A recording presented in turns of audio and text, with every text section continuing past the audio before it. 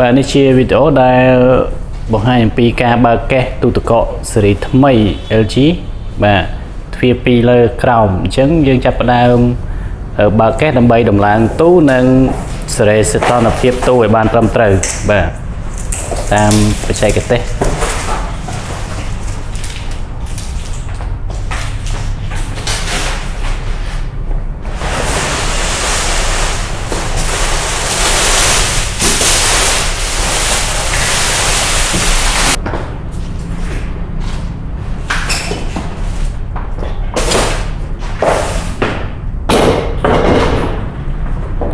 បាទអញ្ចឹងយើងដាក់ទីតាំងមួយបាទតទៅទៀតយើងត្រូវ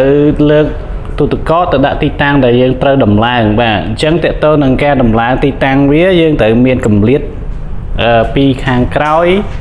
ឆ្វេងស្ដាំឲ្យបានមួយទឹកបាទនេះជាចំណុចដែលល្អសម្រាប់ទូយើងវាធ្វើការទៅវាដើរល្អកម្ដៅវាជុំវិញទូវាមានខ្យល់ចេញចូលល្អបាទចឹងគឺសំខាន់ខាងក្រោយនិងជាងឆ្វេងស្ដាំបាទចឹងយើងមានកម្រិតវាមួយទឹកជុំវិញទៅគឺល្អសម្រាប់ទូយើងបាទអូខេអញ្ចឹងតមកទៀតទូយើងដាក់ទីតាំងតម្លើងត្រឹមត្រូវហើយយើងអត់តន់ដោតភ្លើងប្រើព្រាមទេតាមស្តង់ដារគឺយើងទុករយៈពេល3ម៉ោងបន្ទាប់ពីការដឹកជញ្ជូនយើងរើកេសចេញហើយដាក់ទីតាំងដែលយើងត្រូវតម្លើងហើយគឺយើងត្រូវទុកវារយៈពេល3ម៉ោងតាមស្តង់ដារដើម្បីឲ្យវាមានចលនាហ្គាសនៅក្នុងទូឲ្យវាថេត្រឹមត្រូវវិញបាទអូខេអញ្ចឹងខ្ញុំនឹងបង្ហាញអំពីការប្រើប្រាស់សីតុណ្ហភាពទូខាងទ្វារកកហើយនឹងទ្វារត្រជាក់ឲ្យបានតាមត្រូវស្តង់ដារតាមຂະຫນាតបាទអូខេឥឡូវខ្ញុំនឹងបង្ហាញអំពីការប្រើប្រាស់ទ្វារខាងកកមុនបាទខាងលើនេះជាប្រភេទ inverter បាទយើងថាប្រភេទ inverter linear compressor warranty 10 ឆ្នាំបាទអញ្ចឹងនេះជាស៊េរីថ្មី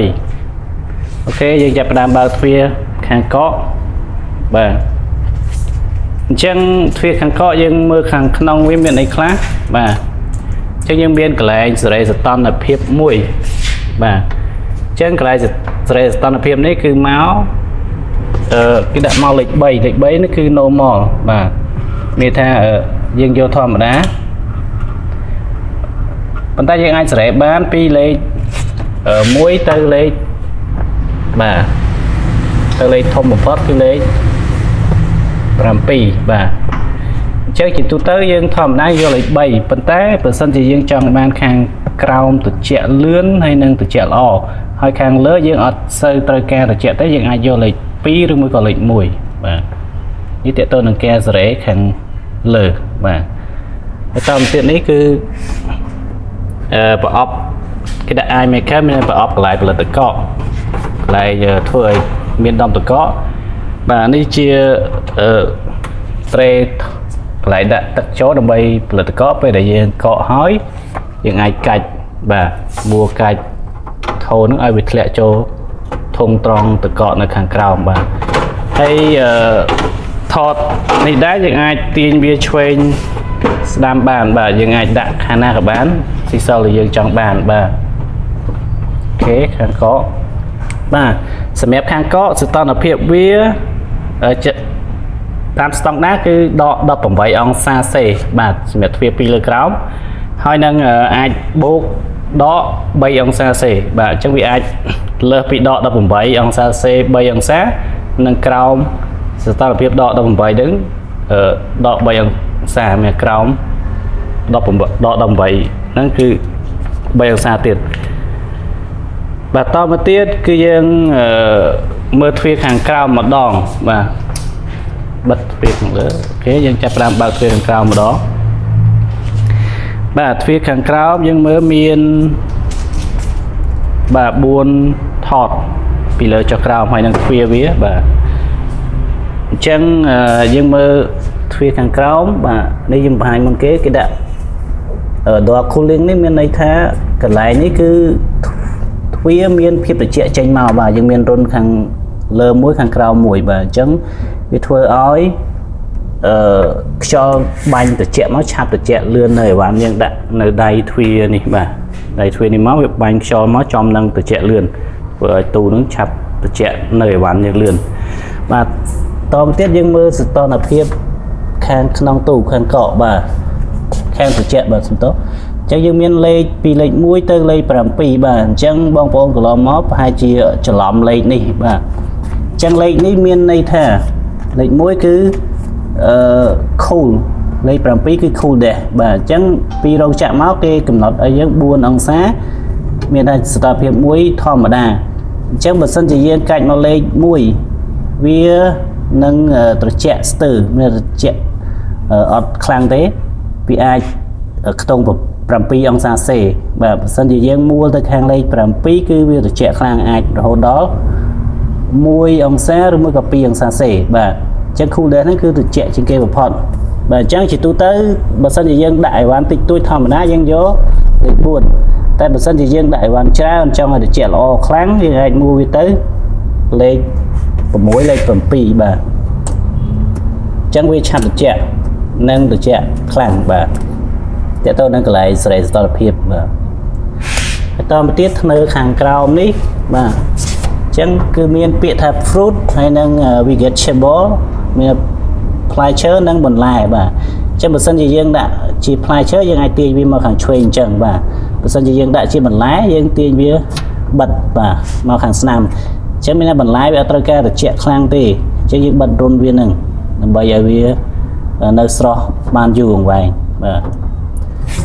អញ្ចឹងធ្នើផ្សេងនេះយើងដាក់ភេសជ្ជៈបន្លែអីផ្សេងតាមអីវ៉ាន់យើងមានបាទហើយថត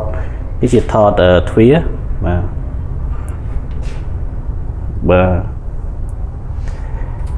សូមបញ្ជាក់ចុងក្រោយដែរគឺ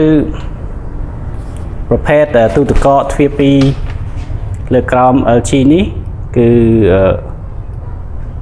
វាមានកញ្ច្រែងក្តៅបាទកញ្ច្រែងក្តៅគឺមាននៅជញ្ជាំងខាងក្រោយនិងខាងស្ដាំបើយើងមើលពីមុខបាទអញ្ចឹងពេលដែលវាធ្វើការជញ្ជាំងខាងក្រោយនិងខាងស្ដាំនេះមានកម្ដៅក្តៅអ៊ុនប្រហែលជា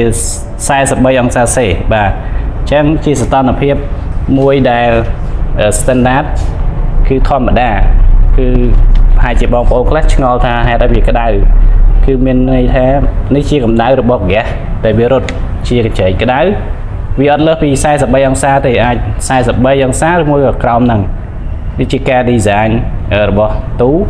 ហើយមួយទៀតតកតទៅនឹងជុំវិញទ្វារបាទជុំវិញទ្វារនេះលើក្រោមគឺមានកម្ដៅអ៊ុនដែរអញ្ចឹងគេ design មកដើម្បីឲ្យងាយស្រួលក្នុងការបើកទ្វារកុំឲ្យវាស្អិតបាទអញ្ចឹងពេលយើងប៉ះទៅក្តៅអ៊ុនគឺវាធម្មតាបាទ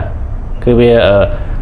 ទូយើងដើរធម្មតាអត់មានបញ្ហាទេបើសិនជាវាអត់ក្តៅទើបមានបញ្ហាបាទអូខេអញ្ចឹងចំណុចចុងក្រោយមុននឹងយើងដោតទូទឹកកកប្រើពេលដែលយើងដំឡើងហើយបាទទុករយៈពេល3ម៉ោងបន្ទាប់ពីការដឹកមកដល់ផ្ទះយើងដំឡើងហើយហ្នឹងគឺទុកវា3ម៉ោងទៅចាំយើងដោតប្រើបាទបន្ទាប់ពីដោតប្រើគឺរយៈពេល2ម៉ោងសិនបាទមានទូនឹងដើរ2ម៉ោងឲ្យវាត្រជាក់គួរសមហើយចាំយើងដាក់អីវ៉ាន់ចូលបាទនេះជាបែបបត់នៃការប្រើទូទឹកកកថ្មីហើយយើងទិញទៅទិញបាទអញ្ចឹងមានតែប៉ុណ្្នឹងតើតើនឹងការប្រើប្រាស់និងការដំឡើងទូទឹកកកថ្មីបាទសូមអរគុណកុំភ្លេចជួយ Subscribe នៅវីដេអូនេះផងបាទសូមអរគុណ